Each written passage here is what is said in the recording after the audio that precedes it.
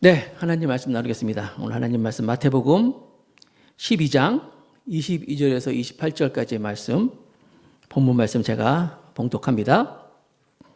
그때 귀신 들려 눈 멀고 말 못하는 사람을 데리고 왔거늘 예수께서 고쳐주심에 그 말 못하는 사람이 말하여 보게 된지라. 무리가 다 놀라 이르되 이는 다윗의 자손이 아니냐 하니 바리새인들은 듣고 이르되 이가 귀신의 왕 바알세불을 힘입지 않고는 귀신을 쫓아내지 못하느냐 하거늘 예수께서 그들의 생각을 아시고 이르시되 스스로 분쟁하는 나라마다 황폐해질 것이요 스스로 분쟁하는 동네마다 집마다 서지 못하리라. 만일 사탄이 사탄을 쫓아내면 스스로 분쟁하는 것이니 그리하고야 어떻게 그의 나라가 서겠느냐. 또 내가 바알세불을 힘입어 귀신을 쫓아내면 너희 아들들은 누구를 힘입어 쫓아내느냐. 그러므로 그들이 너의 재판관이 되리라. 그러나 내가 하나님의 성령을 힘입어 귀신을 쫓아내는 것이면 하나님의 나라가 이미 너에게 임하였느니라. 아멘. 자, 오늘은 고정관념을 넘어서 복음의 눈으로, 고정관념을 넘어 복음의 눈으로 이렇게 말씀을 정했습니다. 미국의 하버드 의대에서 실험을 했는데 사람들을 200명을 모아서 100명씩 A그룹, B그룹 이렇게 나눴어요. 100명씩. 그래가지고 A그룹에는 잠자기 전에 커피를 3잔 마시겠어요. 커피를 3잔. 그리고 B그룹에는 잠자기 전에 우유를 3잔 마시겠어요. 그리고 나서 이제 잠을 잤어요. 다음날 아침에 물어봤어요. 어젯밤에 잘 주무셨습니까? 라고 물어봤더니 A그룹에서 커피 마시고 잔 사람 중에서 65명이, 그러니까 65%죠. 65명이 커피를 3잔 먹고 잤더니 잠을 통 못 잤어요. 심지어 18명은 그냥 눈 뜬 채로 그냥 밤을 샜어요. 라고 하는 사람도 있어요. 겨우 17명 정도만 이제 그냥 잠을 잤다. 이렇게 얘기를 해요. B그룹 우유, 잠자기 전에 우유 마시면 좋다 하는 우유를 3잔 먹고 잔 사람들은 어땠어요? 그랬더니 잠을 잘 잤다 그러더래요. 근데 알고 보면 이 실험을 왜 했냐면은 커피에다가는 디카페인, 카페인을 쏙 빼고 카페인 없는 커피를 3잔 준 거였고 우유에다가는 오히려 카페인을 넣어가지고 우유를 준 거예요. 그런데 결과는 그렇게 나온 거예요. 이 실험은 뭐냐면 그래서 사람들이 가지고 있는 고정관념, 고정관념이 삶에 어떻게 영향을 미치는가 그걸 이제 실험한 거였어요. 우리들도 살다 보면요, 이 고정관념, 선입견 그런 거 있잖아요. 그런 걸 다 가지고 있어요. 제가 우리 아내를 만나기 전까지 순대를 못 먹었어요. 순대. 특별한 이유가 없어요. 그냥 비주얼이 안 좋고 그냥 하여튼 그래서 안 먹었어요. 하여튼. 근데 우리 집사람을 만나고 막 데이트하면서 떡볶이 순대, 맛있잖아요. 김밥 막 그거 먹어서 막 순대를 먹으라고 해서 안 먹는다 했더니 이거 갖다가 떡볶이 거기다 소스에 찢어가지고 먹어버려서 먹었어요. 먹을만 하더라고요. 지금은 순대를 아주 잘 먹습니다. 물론 못 먹는 것도 아직도 있어요. 아직 못 먹는 거 있는데 이 고정관념이라는 게, 그래서 이 고정관념이라는 것이 여러분 이 삶에 굉장히 많은 영향력을 끼치는 것을 알 수 있어요. 특별히 오늘 본문을 보면 누가 그랬느냐? 바리새인들, 서기관, 율법사. 지난주에도 계속 살펴봤죠? 이 바리새인들, 서기관, 율법사 이런 사람들은요 예수님에 대한 고정관념이 정말 안 좋았어요. 예수님이 출신도 안 좋죠. 그 다음에 뭐 직업도 안 좋잖아요. 목수의 아들이니까 목소리겠죠. 동네도 안 좋지. 또 들리는 소문에 의하면 사생아래. 아빠도 없이 태어났다고 막 남편이 아버지가 누구인지도 모른다 이런 얘기도 있고 하여튼 이모저모로 자기들은 고귀한 위치에 있거든요. 율법사, 서기관, 바리새니까 막 성경으로 무장된 사람들. 근데 예수님을 인정할 수가 없는 거예요. 그래서 예수님이 뭔 일만 있으면 어떻게든지 책 잡고 예수님을 어떻게 흠집내려고 그러고 막 이런 마음을 가지고 있던 사람들이에요. 그 지난주에 우리 살펴봤잖아요. 안식일 날 예수님의 제자들이 보리 이삭을 막 까먹었더니 그거 왜 율법을 어기냐 막 그랬더니 예수님이 율법보다도 생명이 더 중요한 거야. 율법보다도 하나님의 생각도 더 중요한 것이다라고 이렇게 말씀을 하셨잖아요. 근데 오늘 보니까 또 사건이 터졌는데 무슨 사건이냐면 사람들이 이제 귀신이 들려가지고 보지도 못하고 말도 못하는 한 사람을 데려와가지고 예수님한테 이제 고쳐달라고 얘기하는 거예요. 이제 바리새인들이 보고 있습니다. 자, 마태복음 12장 22절입니다. 본문이 시작되는 말씀. 그때 귀신 들려 눈 멀고 말 못하는 사람을 데리고 왔건을 예수께서 고쳐주심에 그 말 못하는 사람이 말하며 보게 된지라. 귀신이 들려가지고 말도 못하고 보지도 못하는 사람을 데려와가지고 이 바리새인들이 이렇게 보고 있는데 예수님이 고쳐준 거예요. 고쳐주니까 여러분 생각해 보세요. 여러분 우리 교회도 만약에 뭐 이런 신유의 은사가 막 일어나면 우리 교회 아마 폭발할걸? 교회가 부흥하려면 세 가지가 요소가 있대요. 세 가지 교회가 부흥을. 첫째, 병든 자가 막 팍팍 나서버리면 교회는 그냥 폭발적으로 부흥한대. 병원 갈 필요 뭐가 있어요? 교회 오면 다 났는데. 그렇죠? 잘 들어보세요. 교회가 부흥하려면, 이거 제가 신학교에서 들은 얘기예요. 신학교에서 너희들이 이제 앞으로 교회를 할 건데 교회가 부흥하려면 세 가지만 잘하면 돼. 첫째, 신유의 은사가 있으면 교회를 부흥한다. 실제로 여러분 만약에 어떤 병이 걸든지 교회 왔을 때 목사님이 막 기도하고 막 낫잖아요. 그러면 막 얼마나 이 교회 소문 좋.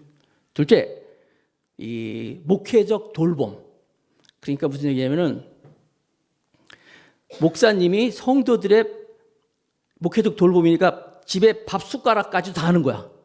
아니 무슨 일이든지 철저하게. 그러니까 목사님이 막 그 모든 성도들을 철저하게 다 알아서 철저하게 관리를 잘해. 막. 한 주만 빠지면 왜 안 왔냐고 막 그러고 말이야. 어디 뭐 무슨 일 있으면 어떻게 됐냐고 물어보고 무슨 일 있으면 막 하여튼 철저하게 목회적 돌봄을 잘하면 교회는 부흥한다. 이런 얘기가 있어요. 셋째, 말씀을 잘 전하면 목회는 부흥한다. 이렇게 말씀. 이게 세 가지가 요소로 했어요. 일리 있죠?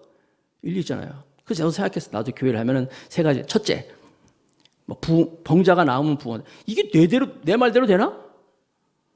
내가 기도한다고 뭐 병 나는 거 아니잖아요. 나 그거 안 돼. 제꼈어. 네, 목회적 돌봄.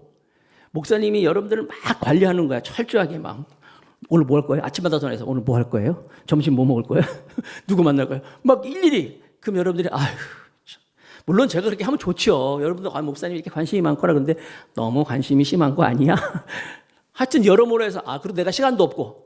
그래서 두 번째 체크했어. 세 번째 뭐예요?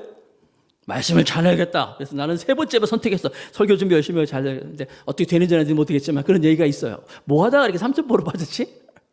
하여튼 병자가 막 나버렸어요. 막 나니까 그 곁에 있던 사람들이 깜짝 놀라가지고 이렇게 얘기를 합니다. 마태복음 12장 23절 같이 한번 읽어봅시다. 시작. 무리가 다 놀라 이르되 이는 다윗의 자손이 아니냐 하니.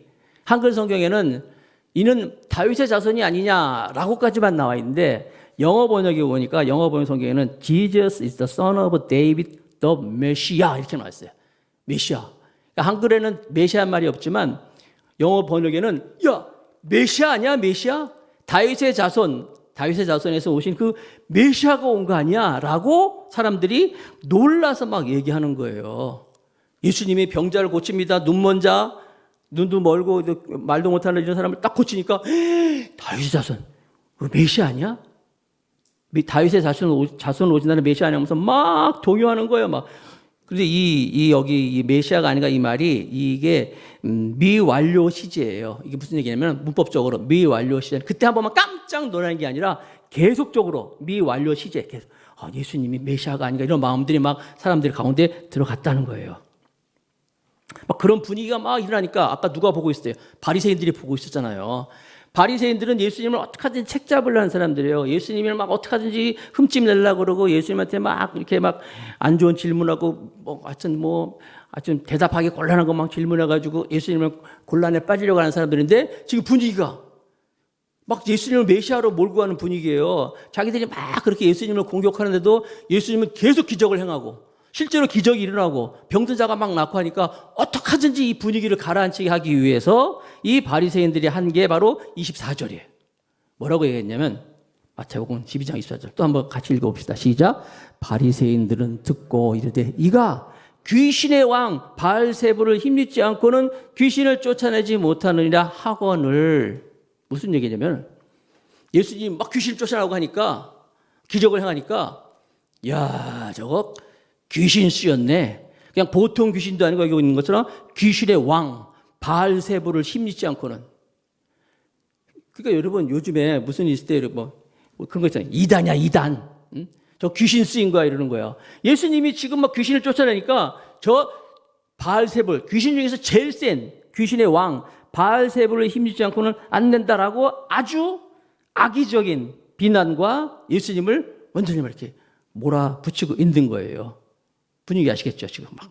그리고 유대인들은 당시에도 이 주술을 행한다든지 주술을 이용해 가지고 사람을 막 뭐 이런 일을 할 때 굉장히 싫어해요. 첫째, 일단 주술사들을 싫어했어요. 유대인들은 하나님이 유일신을 갖고 있기 때문에 하나님만이. 그래서 주술사들 일단 싫어했고, 그런 주술을 사용해 가지고 하는 것을 너무너무 싫어해 가지고 율법으로 그렇게 주술을 행하는 사람들을 돌로 쳐 죽이려 할까지 그런 율법도 있었어요. 그러니까 이 바리새인들이 예수님을 막 글로 모으는 거야. 귀신 들려가지고 바알세불을 힘입어서 귀신 쫓아낸다라고 하는 아주 말도 안 되는 이야기를 하고 있는 거예요. 왜 그랬을까요? 왜 이렇게 예수님을 모함하고 악의적인 얘기를 할까요? 이들이 가지고 있는 고정관념. 절대로 예수는 메시아가 아니야. 자기들이 생각하는 메시아는 어떤 메시아예요? 지금 로마의 속국으로 있는데 막 힘 있는 강력한 다윗왕 같은 그런 정치를 가지고 있는 메시아가 나타나가지고 막 로마도 막 때려 부시고 막 이렇게 자기들을 막 모든 악한 것도 다 이렇게 하면서 막 그런 메시아를 가지고 생각하고 있는 그런 고정관념이에요. 근데 아까도 말씀드린 것처럼 나사렛이란 촌동네에서 뭐 그다음에 뭐 가문도 별로 안 좋고 그다음에 뭐 직업도 뭐 목수의 아들이고 도저히 자기들이 생각하는 메시아가 아니라는 거예요. 자기들의 그런 고정관념에 꽉 사로잡혀가지고 예수님은 절대 메시아가 아니야. 메시아 아니야. 하면서 지금 이렇게 예수님을 모함하고 악의적인 걸 하는 거예요. 자, 이제 여러분들의 생각으로 딱 돌아보세요. 우리들한테 이런 게 없는가? 나한테는 그런 고정관념이 없을까요? 아까 뭐 제가 먹는 거 가지고도 그랬는데, 개인적으로 먹는 거 가지고 그랬는데, 사회적으로, 직장에서 아니면 교회에서 이런 고정관념을 가지고 있어가지고요. 나하고 어떤 수준이 맞아야 되고, 내가 생각하는 것에 좀 인정을 좀 해야 되고, 그렇지 않으면요, 막 용도하고 그 사람 아니 상관이야. 별거 아니야. 막 어떤 걸 막 안 사람하고 섞이기 싫어. 말 섞기 싫어. 안 사람. 그런 고정관념을 가지고 살아가는 것은 아닌가. 공동체 안에서 이 바리새인들이 지금요 굉장한 우월의식을 가지고 있었어요. 바리새인들은 자기들은 택한 백성이고 성경으로 무장된 사람들이고 또 그것뿐만 아니라 뭐 자기들의 수준이 예수님하고는 수준이 다르다는 거예요. 이런 마음을 가지고 예수님을 계속 이렇게 비판하고 모함하고 있는 거예요. 예수님이 그것을 다 아셨어요. 성경에도 자주 나오는 말인데 예수님이 아셨다는 말씀이죠. 자, 마태복음 12장 25절 또 읽어봅시다. 다 같이 시작. 예수께서 그들의 생각을 아시고 아셨어요. 왜냐하면 우리는 겉모습만 보잖아요. 겉모습만 보는 예수님은 우리의 속을 다 보시거든요. 우리의 생각, 우리의 마음 다 보시기 때문에 다 보셨어요. 다 보시면서 이제 그렇게 고정관념을 가지고 예수님을 모함하는 사람들의 그 전곡을 확 찔러버립니다. 뭐라고 대답하시냐면 26절 마태복음 12장 26절 또 읽겠습니다. 시작. 만일 사탄이 사탄을 쫓아내면 스스로 분쟁하는 것이니 그리하고야 어떻게 그의 나라가 서겠느냐. 무슨 얘기냐면 사탄이 사탄을 쫓아냈다는 거예요. 지금 이 사람들은 바리새인들은 예수가 바알세불 귀신의 왕 바알세불을 힘써서 저 귀신을 쫓아낸 거야 라고 하니까 야 사탄이 사탄을 쫓아내면 그러고 나서 어떻게 그 사탄의 나라가 여기 나온 거 사탄의 나라가 서겠느냐라고 말씀하는 거예요. 이게 무슨 얘기예요?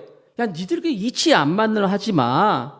사탄을 쫓아내가지고 어떻게 사탄의 왕국이 이루어지겠냐? 논리적으로 맞지 않는 거야라고 말씀하시면서 예수님이 26절 이렇게 말씀하셔요. 마태복음 12장 27절. 자, 27절 한번 읽어봅니다. 27절. 또 읽어봅니다. 시작. 또 내가 바알세불로 힘입어 귀신을 쫓아내면 너희의 아들들은 누구를 힘입어 쫓아내느냐? 그러므로 그들은 너희의 재판관이 되리라. 너희의 아들들은 누구를 힘입어 쫓아내느냐? 이게 무슨 얘기냐면요. 그 당시에도 요 당시 예수님 당시에도 사실 귀신을 쫓아내는 그런 일들이 제사장들에게도 있었고 어떤 선지적인 능력을 가진 사람들이 있었어요. 실제로. 그러니까 너희의 아들들은 누구를 힘입어 쫓아내느냐가 무슨 말이냐면 그렇다면 야 귀신을 쫓아냈다고 한다면 그 당시에 예를 들어서 귀신 들린 사람을 제사장이 기도해서 쫓아냈다든지 어떤 선지적인 능력인 사람들이 쫓아냈으면 그건 뭐냐 대체. 그것도 귀신이 쫓아냈단 말이냐 이런 말을 하고 있는 거예요. 예를 들자면 지금 우리 교회에 예를 들어서 어떤 그런 좀 귀신 들린 사람이 왔다고 칩시다. 왔는데 목사님이 기도해가지고 귀신을 쫓아냈어. 그런 일이 있잖아요. 기도원 가서 있을 수 있고 뭐 어디 가서 이렇게 능력에 의해서 하나님이 큰 은혜를 입어서 귀신 쫓아낼 수 있단 말이에요. 그 귀신이 쫓아낸 거 아니잖아요. 하나님의 역사로 성령의 능력으로 예수의 능력으로 쫓아낸 거란 말이에요. 그걸 얘기하는 거예요. 너희의 아들들은 누구를 힘입어 쫓아내느냐. 그 당시에 있었단 말이에요. 예수님이 얘기하는 야 그렇다면 지금 실제로 이렇게 하나님의 능력으로 쫓아내는 일 있으면 그것도 귀신이 쫓아낸 거냐? 큰 귀신이 작은 귀신이 쫓아낸 거네? 그 말씀을 하시는 거예요. 그들을 그냥 지적하는 거죠. 그러면서 예수님이 뭐라고 말씀하십니까? 28절 12장 28절 또 읽겠습니다. 시작. 그러나 내가 하나님의 성령을 힘입어 귀신을 쫓아내는 것이면 하나님의 나라가 이미 너에게 임하였느니라. 하나님의 나라가 임하였는데 내가 하나님의 성령을 힘입어서 귀신을 쫓아낸 것이다. 지금 하나님의 성령으로 하나님의 능력으로 귀신을 쫓아낸 것이기 때문에 지금 하나님의 나라가 이루어진 것이라고 예수님이 말씀하고 있는 거예요. 자, 여기서 우리가 알 수 있는 건 뭐예요? 똑같은 상황이에요. 다 똑같이 봤어요. 귀신 들려서 벙어리 말 못하는 이 사람을 누가? 예수님이 쫓아냈단 말이에요. 이 사실을 보고 그 사실을 보고 한쪽에서는 진짜 한쪽에서는 하나님의 아들 예수의 메시아구나. 메시아가 오셔가지고 구쳤구나 하면서 예수 믿는 사람이 있었을 것이고 또 한편에서는 메시아인가? 예수님이 메시아 아닌 거야? 긴가민가 하는 사람도 있었고 또 한편은 어떤 바리새인처럼 절대 메시아가 아니야. 저 귀신이 쫓아나가면서 이렇게 예수님을 반감을 가지고 욕하는 사람도 있었다는 거예요. 뭐가 문제예요? 뭐가 문제입니까? 내가 무엇을 보느냐, 무엇을 생각하느냐, 어떤 고정관념을 있느냐. 이게 중요한 거예요. 내가 무슨 생각을 가지고 있냐에 따라서 삶이 지금 막 달라지고 있잖아요. 저는 결혼을 참 늦게 했어요. 그래서 저는 25살에 결혼했습니다. 아무도 안 웃네? 오늘 아침에 일부 예배 때 많이 웃던데. 제가 생각엔 그랬어요. 그때만 해도 목회자는 이 결혼 문제를 빨리 해결해야 된다. 이게 만약에 빨리 해결이 안 되면 나도 힘들고 다른 자매들도 힘들 것 같아가지고 그냥 25살에 결혼을 했어요. 그래서 저는 이제 이 주변에 결혼하는 거에 대해서 관심이 특별히 있는데 저보다 3살 밑에 어린 전도사님 한 분이 계셔요. 이분은 제가 전에 있던 교회에서 제가 30년 있었잖아요. 30년 있던 그 교회에서 제 밑으로 이제 들어왔어요. 이 전도사님이 교회 학교에 아주 탁월한 분이었어요. 그래서 제가 이제 교회가 독립이 되면서 제가 이제 신규 교육자 시험을 볼 때 심사관으로 들어갔었거든요. 심사를 보는데 이분이 원래 30살 이상 신규 교육자 모집하는데 모집 공고에 30살 이상이 자격이 일단 기본이. 근데 이분이 27인가 28밖에 안 됐어요. 근데 그 신규 교육자 모집 원서에 접수를 한 거예요. 그래서 이제 성경 시험을 봅니다. 목사님들 뽑을 때 공적인 이렇게 모집을 할 때 성경 시험도 보고 그다음에 찬송가도 부르게 해요. 되게 까다로워. 앉아가지고요, 그냥 반주 앉혀놓고 278장 그럼 반주를 해. 그럼 해야 돼. 노래해야 돼. 어느 정도의 악보를 볼 수 있냐고 또 오늘. 그리고 이제 설교도 시켜요. 3가지를 시험 봤는데 그리고 면접하면서 이제 판정 나는데 글쎄 이분은 서류상으로 이미 떨어진 거야. 30이 안 됐으니까. 그런데 앞에 딱 나와가지고 설교 시험 보는데 거기 목사님들 쫙 앉아 있어요. 심사위원. 거기서 어린이 여러분 안녕 그러네. 그러면서 우리 어린 친구들 저를 따라해 보려면서 막 완전히 그 기라성 같은 목사님들 애 다루듯이 막 이러는 거예요. 제가 앉아 있다가 무릎을 탁 쳤어요. 됐다. 유치부 전도사 유치부. 그런데 목사님한테 이게 유치부 전도사 시켜야 됩니다. 그래가지고 나이가 어림에도 불구하고 합격을 했어요. 그래서 유치부 전도사 시작해가지고 정말 제가 나올 때까지 계속 사역을 했는데 얼마 전에 만났는데 그 교회는 55세가 정년입니다. 요즘 어떻게 지내? 그랬더니 목사님 저 정년도 지냈고요. 정년 지나고 그리고 지금도 사역을 하고 있어요. 아직도 결혼 안 했단 말이에요. 그래서 결혼은 그랬더니 그러게요 목사님. 어떻게 하다 보니까 이렇게 오늘 결혼도 못하고 지금까지 왔습니다. 라고 하면서 그래도요 끊임없이 단 하루도 쉬지 않고 계속 목회를 했어요. 성도들을 섬기고 주님 바라보면서 열심히 지금까지 이렇게 목회하면서 왔네요 그러더라고요.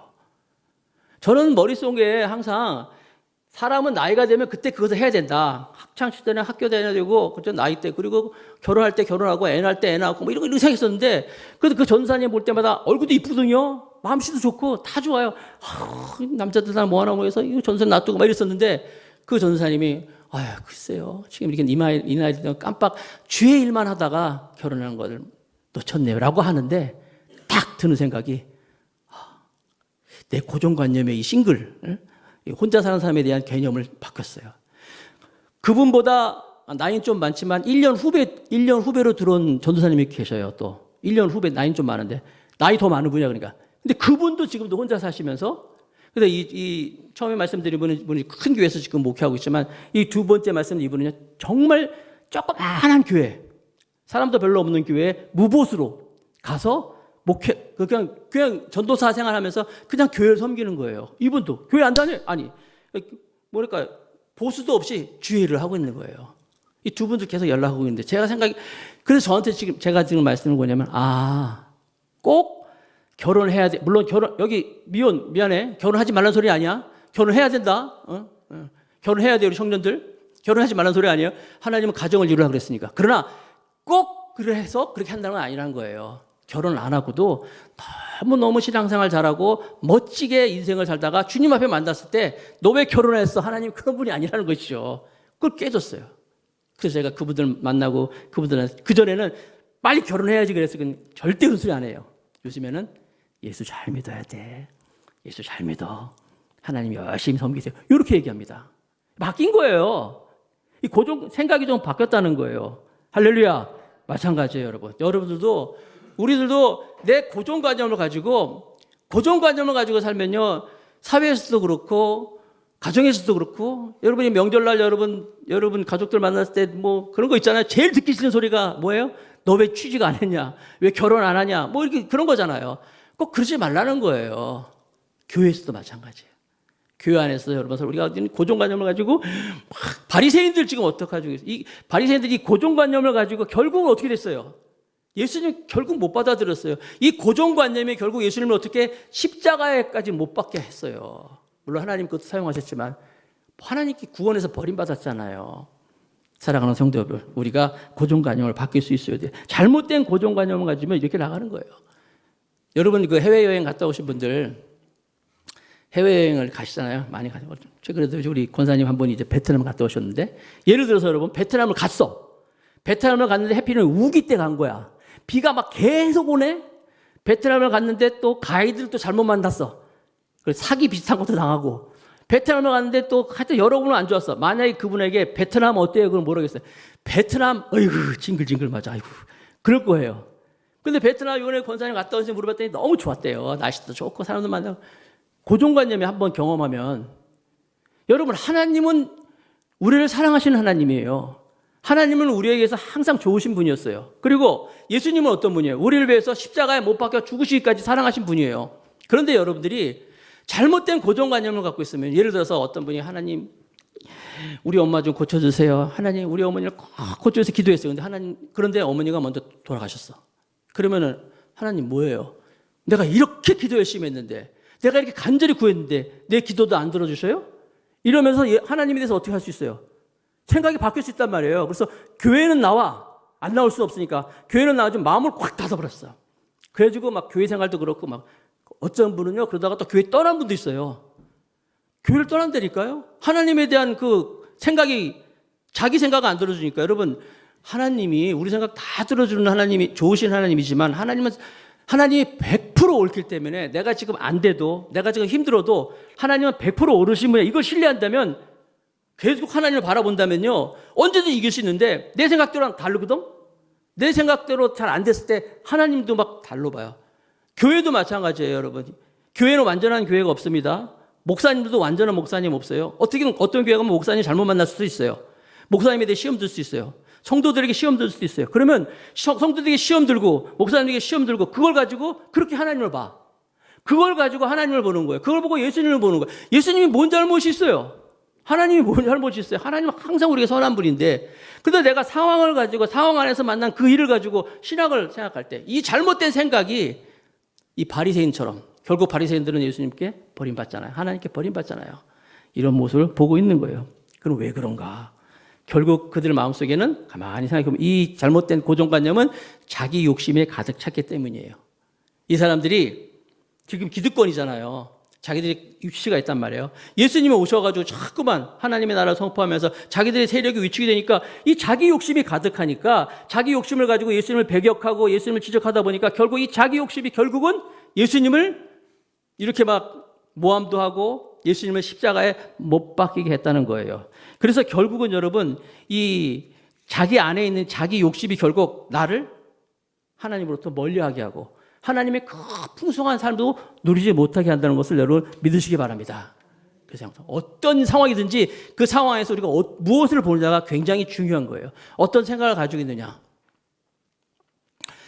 일본의 아이모리현이라고 있어요. 아이모리현. 아이모리현 그 거기는 이제 사과 농사를 굉장히 많이 하는 곳이에요. 그런데 사과 농사를 많이 하는 농사인데 한 해 태풍이 확 불어와가지고 90%의 사과가 다 떨어졌어요. 낙과가 됐다는 거, 낙과 다 떨어졌어요. 농부들이 아이고 망했다. 사과가 다 떨어져 태풍 불어서 하고 있었어요. 실망하고 있었어요. 그런데 한 농부는 10%에 달려있는 사과를 봅니다. 그리고 그 사과를 땁니다. 예쁘게 포장을 합니다. 그리고 백화점에 탁 납품을 했어요. 백화점에 납품을 하면서 이렇게 썼어요. 태풍도 견디는 사과. 이렇게 제목을 올렸어요. 그랬더니 막 그 백화점에서 써보신 거예요. 이 사과는 태풍도 견딘 사과입니다. 그러므로 당신의 합격을 보장합니다. 막 이렇게 광고를 해버렸어. 대박이 났지, 대박. 90%의 낙과를 보느냐, 10%의 사과를 보느냐. 우리나라에도 비슷한 일이 있었어요. 우리나라에도요, 지금으로부터 한 20년 전이죠. 2005년도니까. 2005년도에 4월 달에, 지금은 없어졌는데, 서울에 저기 중곡동이라고 있어요. 서울 중곡동에 가면은 어린이 대공원이라는 게 있습니다. 지금 그냥 공원으로 바뀌었을 텐데, 그때 당시는 어린이 대공원이었었는데, 어린이 대공원에서 2005년도에 코끼리가 있었는데, 코끼리 6마리가 탈출해버렸어. 코끼리 6마리가 탈출해가지고 난리가 났습니다. 그 뉴스에도 막 나왔어요. 6마리가 탈출했는데 한 마리는 바로 돌아왔어. 나가자마자 돌아왔어. 왜냐면 집 떠나면 개고생인 걸 알아가지고 한 마리는 얼른 돌아왔고, 나머지 5마리 중에서 3마리는 포획당했어요. 포획당해가지고 이렇게 끌려오고 뭐 어떻게 마취송도 쏘고 그랬는데 이 2마리가 난리가 난 거야. 이 2마리는요, 막 민가에 들어가가지고 집 장독대 다 때려 부시고 막 한 마리는 또 식당에 들어갔어. 식당에 들어가지고 식당을 완전히 다 막 코끼리니까 막 뉴스리도 났어요. CNN 뉴스도 났고 전 세계 토픽으로 막 났어요. 근데 이 보상도 별로 안 나왔대요. 근데 이 식당이 보상도 별로 안 되고 그랬는데 식당이 리모델링을 쫙 합니다, 새로. 그리고 식당이 이름을 바꿨어요. 코끼리 들어온 식당 이렇게 써놨어요. 혹시 우리 방송실 한번 내가 실력 한번 봐야 되겠어. 인터넷에 지금도 검색하면요, 코끼리 들어온 식당 사진이 있어요. 아직도 20년 전인데 아직도 있을 거. 있으면 한번 찾아봐요. 코끼리 들어온 식당. 그래가지고 코끼리 들어온 식당 딱 이름을 바꿔놨더니 대박이 난 거야. 그 집에서 제일 시그니처, 제일 맛있는 메뉴가 뭔지 아세요? 코끼리 정식. 코끼리 정식이라고. 코끼리 별거 없어. 그냥 백반집이야. 똑같은 백반인데 그냥 제목이 코끼리 정식이야. 대박이 나죠. 여러분, 내가 뭘 보느냐가 중요한 거예요. 내가 무슨 생각을 하느냐. 바리새인들은 예수님은 잘못된 그런 고정관념을 가지고 예수님을 계속 모아먹고 결국 예수님의 구원에 어떻게 했어요? 제외가 됐어요. 그러나 우리는 지금 예수님의 기적을 보고 메시아인가 긴가 민가 하니 아니라 주는 그리스도시요, 그렇죠? 살아계신 하나님의 아들입니다라는 믿음과 신앙으로 나아갈 때 이 고정관념을 깨고, 제목이 뭐예요? 복음의 눈으로 나아갈 때 하나님께서는 이 말씀에 담겨져 있는 이 풍성한 축복과 은혜와 하나님의 놀라운 은총을 허락해 줄 줄로 믿습니다. 저 여러분들이 말씀을 보면서 바리새인처럼 이런 고정관념을 살아가는 것이 아니라 어떻게 하든지 한 영혼을 위하는 하나님의 마음을 가지고 나갈 때 하나님의 영광이 우리 가운데 넘칠 줄로 믿습니다. 이렇게 살아가는 우리 모두가 되길 주님 이름으로 축복합니다.